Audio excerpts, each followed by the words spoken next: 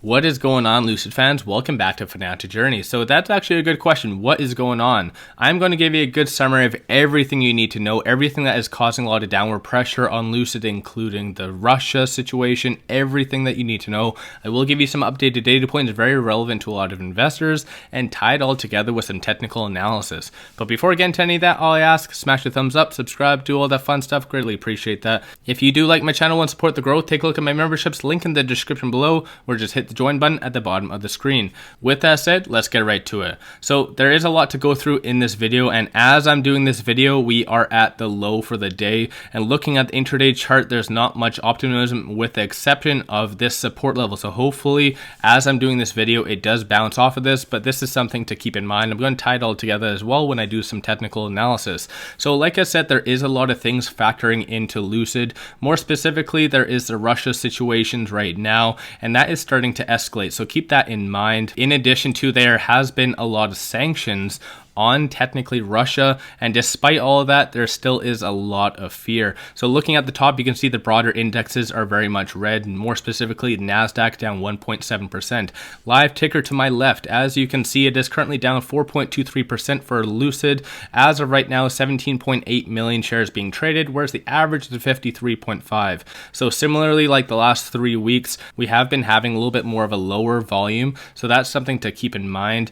Also looking at block volume, 1.1 million shares being purchased by institutions and hedge funds today alone. So that also has been relatively low. Keep in mind there's been roughly about 2 to 6 million shares being purchased by institutions almost every single day. So the fact that we are at 1.1, it definitely does show that there's something in the water and that institutions are hesitant about buying into Lucid. And it's not necessarily just Lucid. There is a lot of growth stocks that are all eerily similar. But with that, there is some other things as well that's causing a lot of downward pressure when it comes down to Lucid. One of which is the recall. So the strut damper, I did do a video on this, so make sure you guys take a look at that. This in reality I don't see as a very big deal, and it does say here exactly things that you need to know. So I'll give you a good recap despite me doing a video on this. So getting right to it, Lucid Group is gearing up to recall 203 Air EVs over a defect that affects just 1% of the recalled cars. So that is something as well that's causing a lot of concern, one of which is the 203. Especially us as investors, we don't tentatively know exactly how many vehicles they've delivered or produced until they have their earnings, which technically you can see is on February the 28th after market close. Also, while on the topic of this, if you do have any questions, there is a website, so go under the Lucid website and there is a link that you can post questions. So if you have any questions about their earnings, definitely do so. But going back to this, that 203 is obviously causing some concern, and if you actually do take a step back and think about it, it is just 1% of hypothetically 203. So either 2 or 3 vehicles, give or take, that is being recalled. But technically, if you look at the news, and especially more so on Twitter as well, it is just being bombarded by bears, especially considering that this is the end all of Lucid supposedly. That's the impression that a lot of people are presenting. And even looking at this tentatively, it does pretty much, you get the impression that this is a very big deal. But at the end of the day, the recall was technically for a part that was provided to Lucid. It was a supplier issue, something that was applied to Lucid. But even at the end of the day, Lucid is still doing a very professional job on this aspect. But regardless of all that, this is still a first recall for Lucid. Shows that they are a human company. But at the end of the day, there is a lot of bears out there, especially given the market circumstances. So this is one reason that is causing a little bit more downward pressure. In addition to that, there is still more technically causing a lot of downward pressure, and that is this individual. I'm not really a fan of him, but Meet Kevin. So Meet Kevin did recently get his vehicle delivered on January 25th, as he states, but it does look like he had a steering issue, so it is getting towed, which at the end of the day, just on Twitter alone, he has 239,000 followers. So this is a big deal because anything he tweets is technically taken as the truth. So this is something as well causing a little bit more of an issue, and especially one thing as well, he doesn't really elaborate on what the actual issue is, just says technically as per Lucid is unrelated to the recall. Again, bringing up the recall issue.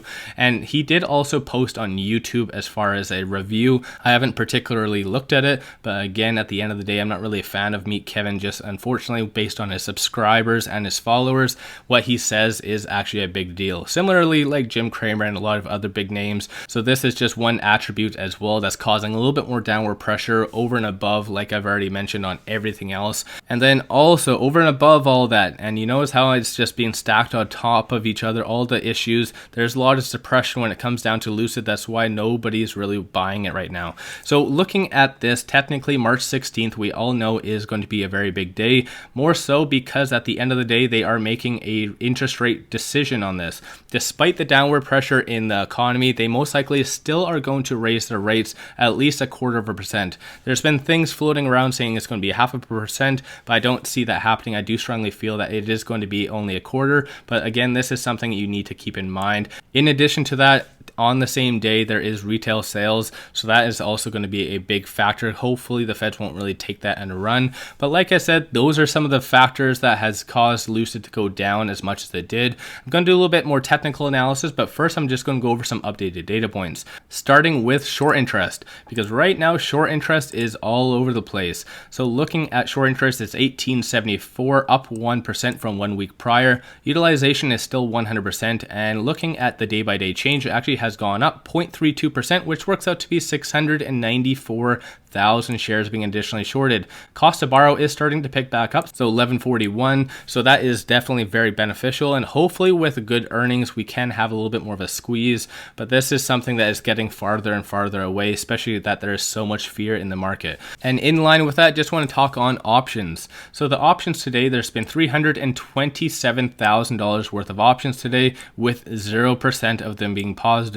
So definitely the overall sentiment when it comes down to Lucid isn't necessarily the best. I'm going to do a little bit more technical analysis at the end and see what the indicators are saying, but overall, given the circumstances, obviously you can tell why Lucid is going down as much as it is. I've been listing more and more things, and unfortunately a lot of them are very much bearish. So with that, I just want to touch on some institutions and hedge funds getting into Lucid. So a new round of 13Fs that come down the pipeline, and keep in mind all the 13Fs are from Q4 2021, so as of December 31st, 2021.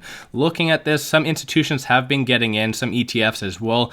Whether it is because of being added to the NASDAQ 100 or not, I don't know. But at the end of the day, some institutions are still getting in, and that is very positive in my opinion.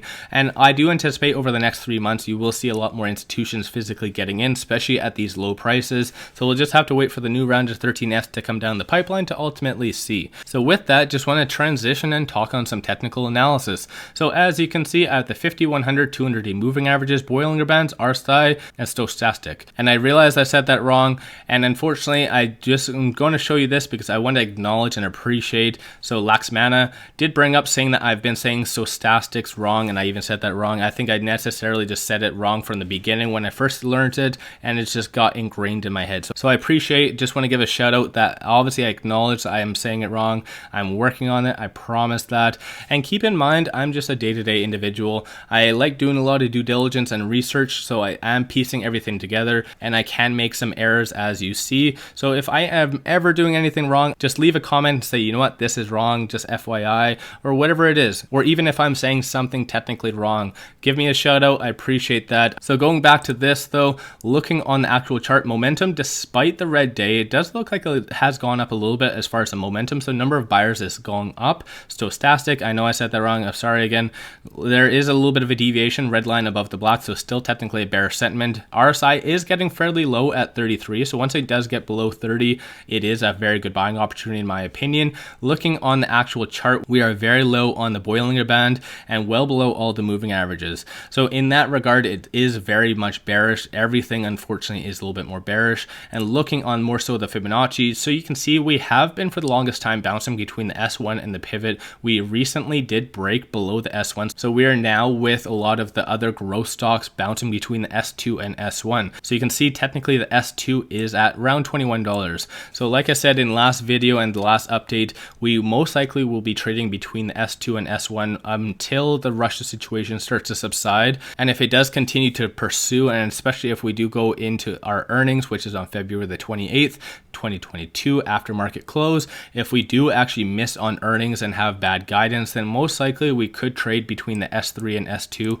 I don't anticipate that happening, but that is a very real possibility, especially with the market circumstances right now. It is not forgiving whatsoever. So I just want to keep that in mind. But at the end of the day, you guys still know I'm a very big fan of Lucid. I really like their growth, and there is a lot of good things coming forward and hopefully coming to light from their earnings. So I'm very excited about their earnings, more so about their guidance. But keep in mind, there's a lot of different things that could be conceived differently. More specifically, going back to this, I did actually do a live stream, and even during that live stream, there was a little bit more of a debate. So how I saw this, I interpreted the 1% as the 203, so equivalently 2 or 3 vehicles. Some people did see that the 203 was the 1%. This is where I'm getting at. Technically, with the upcoming guidance, there's going to be some news that does come out. Whatever they say, there's going to be different ways to interpret it. So like I said, even if there is a very good news that does come out, unfortunately, there's going to be some individuals out there that do conceive it as negative. So just keep that in mind.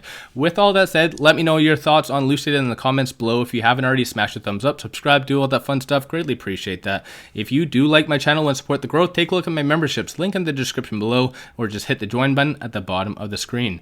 With all that said, appreciate you guys watching, and let's all make a lot of money on Lucid.